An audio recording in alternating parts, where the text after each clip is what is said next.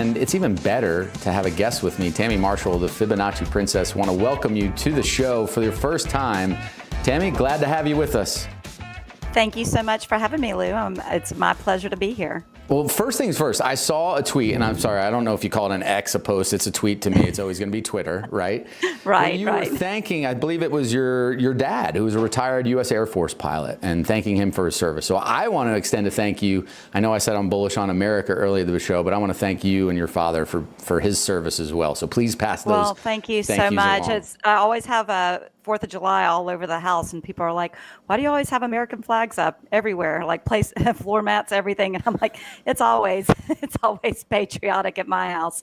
I'm very, very proud daughter of a U.S. Air Force pilot. So, and my grandfather was a ball turret gunner in World War II also. So. Wow, that is awesome. That's a great legacy, and we're very thankful for their service. Now listen, I gotta be honest, I always do this when I come on the show. I am not a technicals first guy. I grew up classically trained fundamentals. So when I had an opportunity to talk with you about joining the show, I'm really excited to see what you look at in the markets and how you would describe to new investors what you do, right? So you're looking at Fibonacci patterns for price and time to figure out good entry points, good exit points.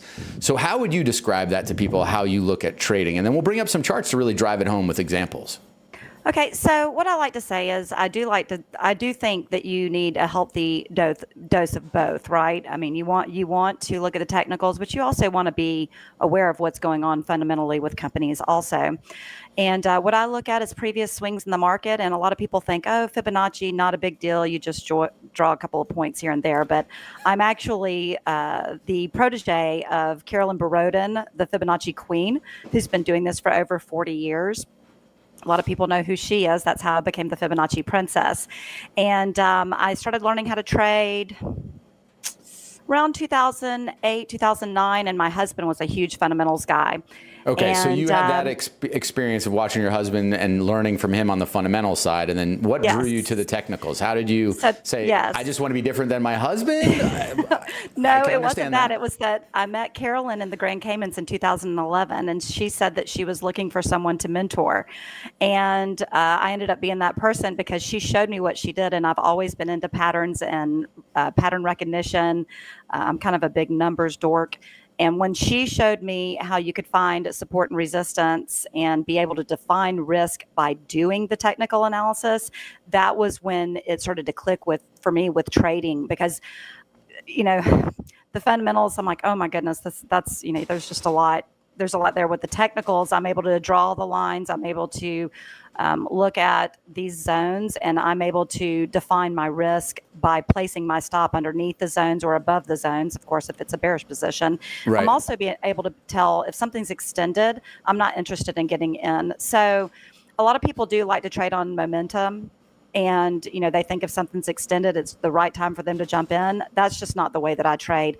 If something's extended, I want to look for a pullback in order to be able to define my risk to continue to move up. Okay, so let's pull up a chart. Let's pull up, you sent some charts in because I know I can't draw the zones in here, but I wanted you to do it. So let's pull up Tesla and use that as an example, because I think help people understand. You look first at these zones, the support and resistance levels, before you even think about the fundamentals. Is that how you typically would start with Absolutely. Absolutely. But of course, I want to know if, with Tesla, it's missed earnings twice out of the last 3 earnings. So we are coming into earnings for Tesla. It's October 22nd. So we do want to be aware of that when we're making trades, because what I do say when it comes to earnings is that earnings are a gamble, either way, really. So if you want to use my work coming into earnings to have a run into earnings, that's great. But I don't recommend sitting through earnings. But this is a great example of a recent setup that I gave my clients. We had gone through some resistance that I saw on a weekly chart, which that one I gave you also. But right now we're looking at my daily chart. And I was looking for us to continue to move up. So I did have a support 417 to 19, which included a symmetry as the red line, which is a previous swing that happened in the market. And then there's an extension to the downside along with a 786 retracement, which was a nice cluster of support in order for the clients to define their risk. And now what you do see is us coming up to those targets. Those are the green extension targets. And what I say is many moves tend to terminate at extensions of prior swings. So now what are we seeing after we almost got to that first target on Tesla? We are seeing a little pullback here. Okay.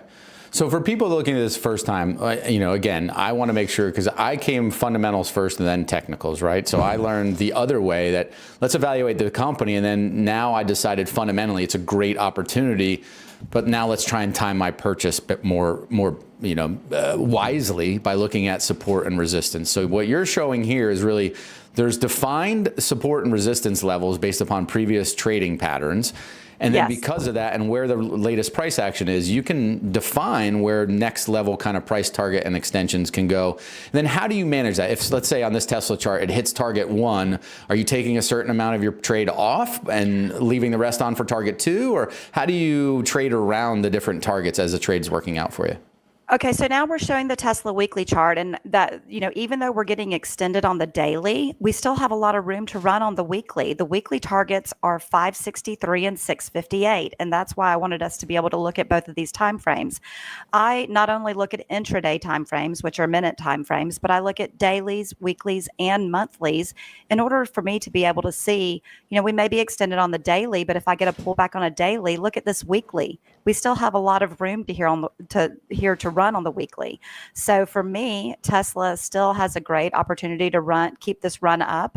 And, next, what I would be looking for is another nice pullback on the daily to continue this move up to those larger swing targets of 563 and 658. Okay, so now you see that a little bit of a pullback. You still got weekly, the targets are further out. A lot of upside potential. What point do you look at fundamentals? I mean, where do you fit that into how you look at it? Well, to be honest with you, I really don't. I mean, I consider, earnings and maybe things that are going on with the company here and there, but I really just place my stops with my technical analysis, and that's what I go by. All right. Because we have too much noise. We have so much noise going on all the time. And to me, it helps me to keep that noise out, is to be able to just look and say, okay, it's starting to dip below the 50 simple moving average. So on my charts, what you see is the 5 is the blue. That's the EMA. The red is the 13 EMA. The green line is the 50 simple moving average, and the pink dotted line is the 200 simple moving average. So as long as I have all the moving averages on the side of the bulls on a chart, that's what I'm looking to continue to get bullish on something.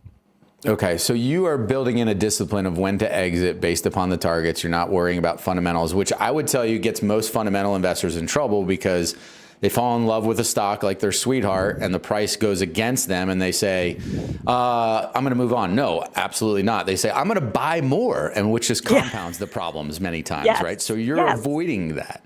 Yes, absolutely. So let me go about it from another way. Again, I'm fascinated by this because I trade in completely and invest in completely the opposite way. So how do you wake up in the morning? Like tomorrow morning, you're going to go, listen, we're likely of a government shutdown. You've got some new money to deploy because one of your trades you exited. Where do you start to find a new investment? You've got 4,000 plus choices. How do you determine, are you running screens to see certain companies that might be in the zones that the setups? Absolutely. How do you what's your filter to get down to a universe of opportunities to consider? Well, I run so many charts, hundreds of charts. So I don't just I look at the indices, I look at stocks, I look at bonds, I look at currencies, I look at crypto. I look at commodities. I'm looking at all these different things. And a lot of times when I look at so many different stocks, I am looking for those honey badger stocks out there when things may seem a little bit dicey. Now, all year long, though, hasn't it seemed dicey? That's the problem. People keep going, don't buy the top, don't buy the top. I'm like, well, you know what? I'm going to remain bullish until I'm not, and I did sound like a broken record a lot this year. I kept saying we're extended on SPX, we're on extended on NASDAQ cash. We could see a pullback here, and as soon as we get that pullback, what happens? We keep going again. So right now I'm bullish until I have a reason not to be. Now, is it also nice to look at some of those honey badger stocks that may not be as affected by the market, or with the interest rates coming down on houses, we could see a boom and some of the housing stocks and builders coming out again and everything else. So there's just a lot of different things you want to look at. You have a very fundamental mindset, though. So you're looking at going, hey, price is a little extended. Let's look for pockets fundamentally that might be opportunity. So housing. Absolutely. What do you think? I mean, you mentioned crypto, so I got to go there, right? So Bitcoin, Right. There's a cacophony of voices on all sides on Bitcoin. You know, it's going higher. This is just a seasonal pullback. We're ready for the next rally. What do you see from the technicals around Bitcoin? Okay, so what you're looking at on my chart here is those light gray lines that are going up and down, that are going vertically there on the chart. They are actually lines where I had timing for a low along with that price support on September 25th that we recently bounced from. So we did have a nice bounce there, but as you can see up ahead, we do have a resistance around anywhere from this 114,000 area to the 116,000 area. Now, I will also say this, and I didn't give you my Bitcoin monthly chart, but if you look at it like at a you monthly held chart, back on us, Tammy. I know I should have given it to you. That was the money chart, wasn't it? The Bitcoin monthly chart, it would make sense with the dips we've had in the past that we could get around 80, 90,000 on Bitcoin also. So right now, I think we're really stuck between decisions here. What I don't like about Bitcoin daily, as you can see by looking on my chart, you see that green line, that's the 50 SMA. It's correlating with this pink 618, which is correlating with this cluster of resistance that I'm talking about, 114 to 116.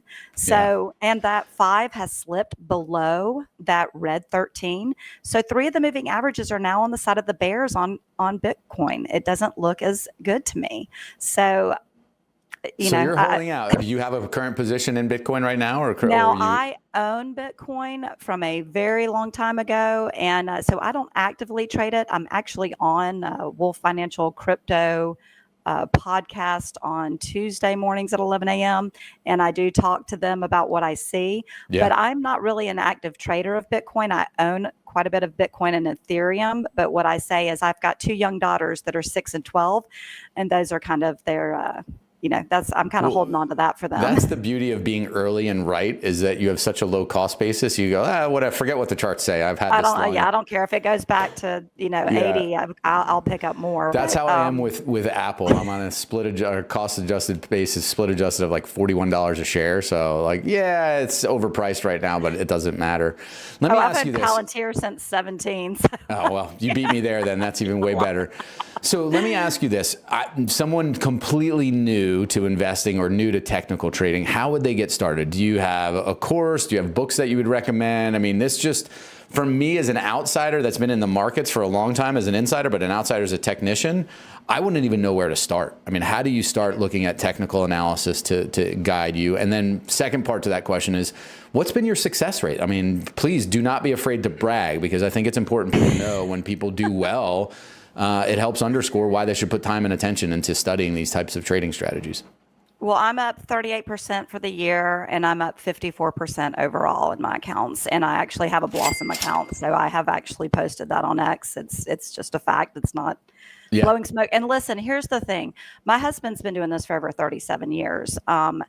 So the thing that does bother me a lot is all of the smoke blowers out there, and I have to wonder if some of them are just showing their paper account results, because trading is, I say, besides parenting, trading is the most humbling thing you'll ever do in your life.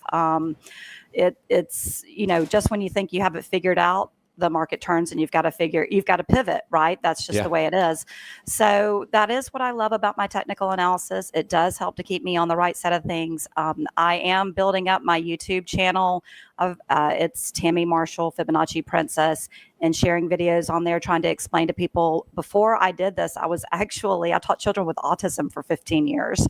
Oh, so wow. I'm a pretty good teacher. I'm trying to make simple videos out there. I am writing a very simple Fibonacci book right now. And I don't know if you know who Danielle Shea is. She's on TV quite a bit. She's one of my best friends, and she is writing a book for kids right now. And she and I are actually looking into doing some things together, because the work does not need to be too confusing. I understand if people look at the charts, it looks confusing, but what I try to encourage people to do is ask me questions. Come on X. I'm at Trader Tammy 1. Come on at X. Ask me questions. I'm more than happy. There are no dumb questions. I'm more than happy to explain to people and take time with them. I love what I do. I feel very blessed to be where I am right now. And I'm very, very grateful and thankful to be able to guide people and help them, because it is. Well, that's very generous. It's difficult but rewarding. Yeah, it's difficult but rewarding. you put your finger on it. There's a world of pretenders out there, right? And it's can be easy to mislead and but not be so generous with educating. So 2 things before I let you go. One is when you finish the book, let us know. We'd love to have you back on to promote it and get it in people's hands. Thank you. Would love to get a copy myself so I can start incorporating this. And then 2, as you look, you sent probably 7 or 8 different charts. What's right now one of your most compelling setups that you see in the market? Something that we can leave listeners with that might be something where they can get their feet wet and looking at charts and Fibonacci patterns and targets to maybe place a trade around. Well, I think you have the chart for Palantir, which I actually do like Palantir right now, because the only problem is it is failing off my resistance at 181. But I do like that anywhere from maybe about 165 to 74 zone, because that would include that 50 simple moving average, and it's got a little ways to run to 202 or 219. I know that y'all are pretty big on IREN, and it's got a ways to run up to that 52, 55 area. It's got all the moving averages on the side of the bulls. I love hearing that. Say I like it right around that 44, 45 area also. And I know that y'all had asked about CIFR also, and CIFR is a lower price stock. They're doing great things. It was just on Charles Payne recently also, which, I love Charles Payne. I just have to say that. And no, he's a good man. We're on Fox Biz Big Money Show across from each other a bunch talking about these names. Well, yeah, and he had me on a while back, and then they just contacted me again recently to have me on. So we'll be at the Money Show together in Orlando, October 16th or 15th to 17th, coming up soon. But that 9 to 11 would be your setup on that chart on CIFR. Okay. And that is a nice cluster of support from previous swings that have happened, and it's going to run all the way up to $16 or $18, but you could just hold on to it. That's what I've done with Rocket Lab. I've owned Rocket Lab since it was $5 stock, and I've added to the position on the way up. But what I like to do is I just like to look at that, level of support and that risk, so that I can say, hey, if it goes through this, something awkward is happening. I no longer have swings that have previously happened in the market, and it's got me worried. So guess what? I'm going to stay on the sidelines until I can see something better, because I would rather take a trade off and have money available for new trades that I see setting up correctly than to have money in a stock that just continues to roll over. Yeah, no, that's great advice. Always having some cash on the sidelines. Look, music to my ears hearing you say that CIFR could go a lot higher. IREN as well. I've got those have become 2 larger positions in my portfolio on this as this AI energy trade works itself through the markets. But listen, Tammy, I want to thank you for your time and your willingness just to educate even seasoned market veterans like myself on an area of the market that I have literally no clue on. So look forward to having you back on, especially when you have your book. So thanks again. Thank you so much for having me, Lou. You'll have a great rest of the day. All right.